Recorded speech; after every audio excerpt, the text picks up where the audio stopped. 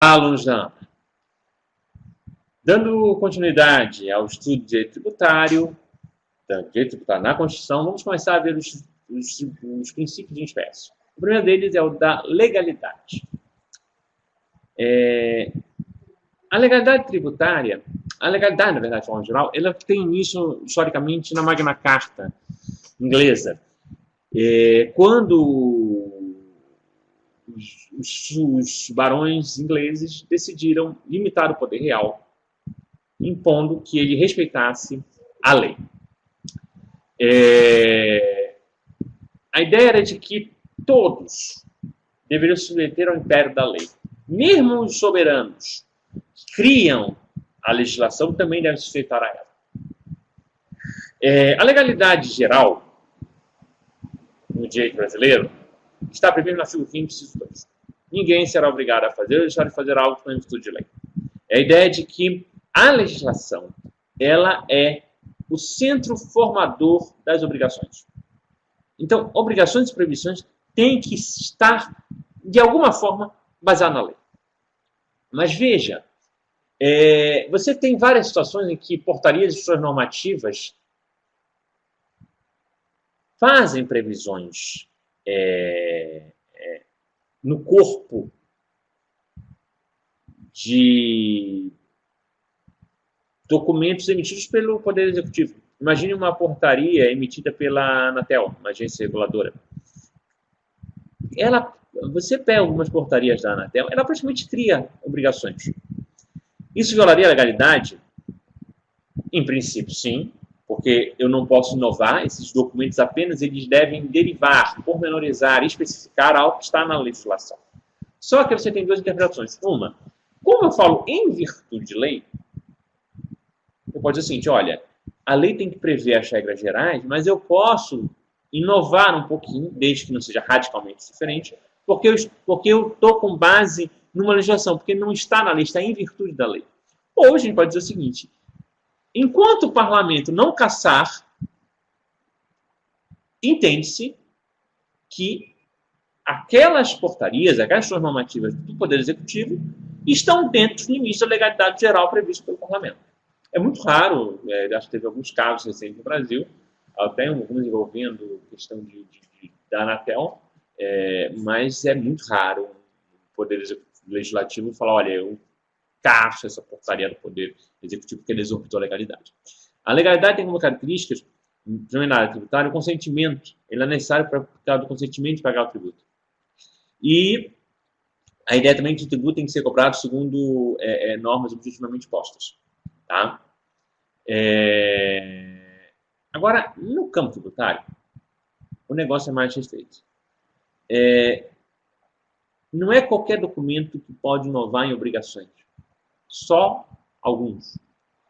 No campo tributário, o artigo 96 CTM fala que todas as espécies tributárias podem regular o campo tributário. Ou seja, a regulação ela pode vir de qualquer instrumento normativo. Mas a inovação nas obrigações só é possível em virtude de fontes em decorrência do artigo 151 da Constituição. Esse é o da legalidade estrita, que fala que exige a lei para a criação e majoração de tributos. Então, apenas lei em sentido estrito, ou seja, lei votada pelo parlamento, é que permite a criação e majoração de tributos. Tá? Ou seja, não basta em virtude da lei. Não basta ter uma base legal. Tem que estar na lei. A previsão da obrigação tributária ela tem que estar no corpo da lei aprovada pelo parlamento. Não pode acontecer o seguinte, a lei tem uma previsão genérica e aí uma instrução normativa da Receita Federal, uma portaria do Ministério da Fazenda, olha, agora vamos tirar uma taxa para isso. Não.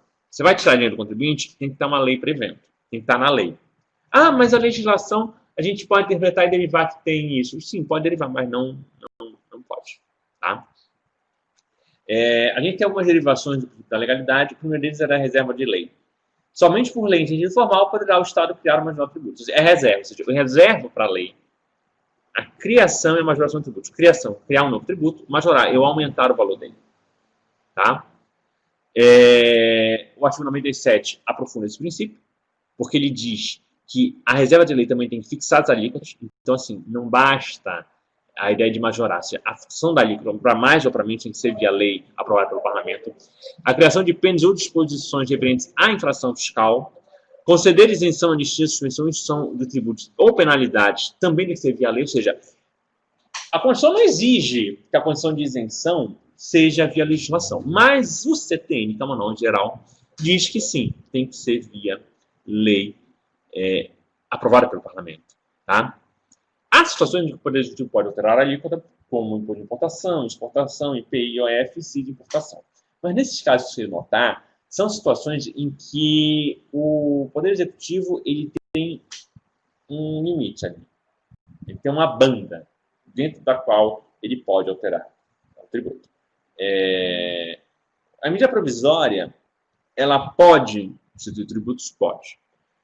Mas ela só produz efeitos no exercício financeiro seguinte. Então, ela tem que passar, por alguma forma, por aprovação do parlamento. Claro que se tiver uma MP que fez uma majoração e respeitou está excetuado pelo princípio da anterioridade, nós vamos estudar aqui, ela, de repente, pode, ainda com medida provisória, começar a valer a cobrança logo no ano seguinte. Mas aquela história, a medida provisória é um instrumento muito peculiar dentro do direito brasileiro. Né? Alguns até apontam que seria mais apropriado se o nosso regime fosse parlamentarista. Há também a ideia da tipicidade cerrada ou conformidade da tributação ao fato gerador. A ideia de que o legislador deve estabelecer na lei todos os elementos capazes de identificar o fato gerador da obrigação tributária.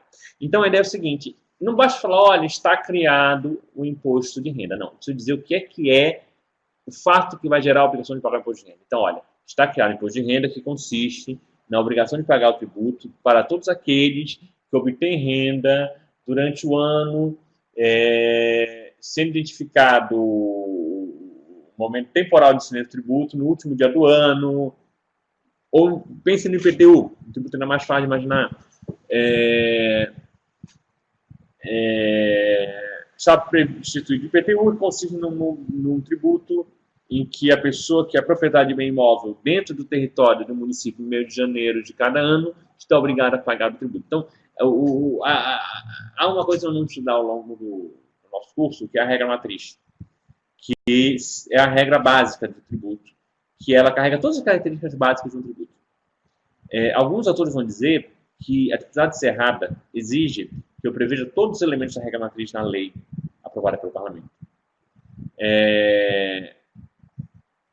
Essa é uma obrigação implícita na Constituição, porque entende-se que a Constituição já traz os traços básicos.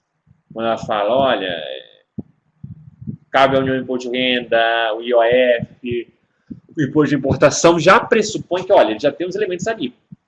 Né? Diz Roque Antônio Carrasa, não é lhe dado apontar conceitos indeterminados, fórmulas abertas e cláusulas gerais, que permitam, de acordo com a subditada aplicadora, a identificação de múltiplas instituições tributárias. Ele tem que ser muito específico, muito claro, um tipo de fato que vai gerar obrigação tributária. Tá? A legalidade administrativa é a terceira dimensão da legalidade, diz o seguinte, a administração pública está plenamente vinculada ao determinado pela lei, sem poder deixar de aplicar um tributo ou impor uma obrigação sem previsão legal. A gente falou no conceito de tributo do administrativo plenamente vinculado. É isso aqui. Então, a legalidade exige que a administração pública tenha amparo legal. Tá?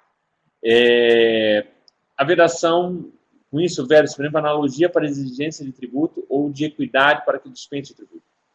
Então, são dimensões da legalidade. Eu preciso seguir o que está na lei, ou nas derivações dela, nos normativos, etc. Tá? Continuaremos estudando os princípios na próxima aula. Desejo a todos bons estudos. Até lá. Tchau, tchau.